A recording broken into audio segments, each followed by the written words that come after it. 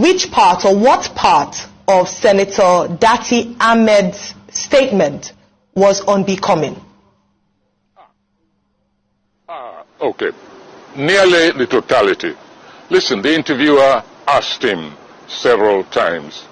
He said, what will you do if the Supreme Court judgment is against you? If the interpretation which you are offering about the constitutional aspect of this election, if it is against that of the Supreme Court and they find against you. And he kept saying, no, it's not even open to analysis. The word says and it's very clear.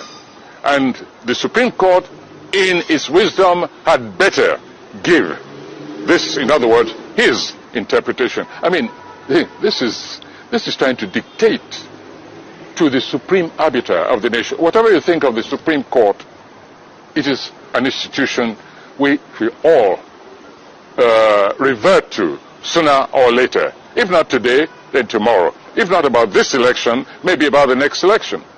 But Datti kept saying, no, the Supreme Court has got, in its wisdom, to agree with me. That is what is known as fascistic language.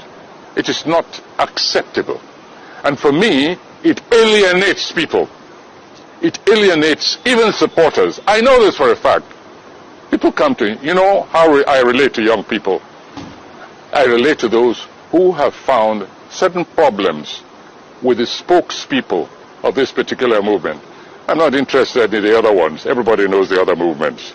But there's a new boy on the block, as the expression stays. And many of us have been waiting for that new kid on the block. And so we have a stake in it. And wherever it seems to be going wrong, we're going to tell the truth to that new kid. And the supporters who also say they have allied thinking with us, that's all. But go and watch that tape all over again.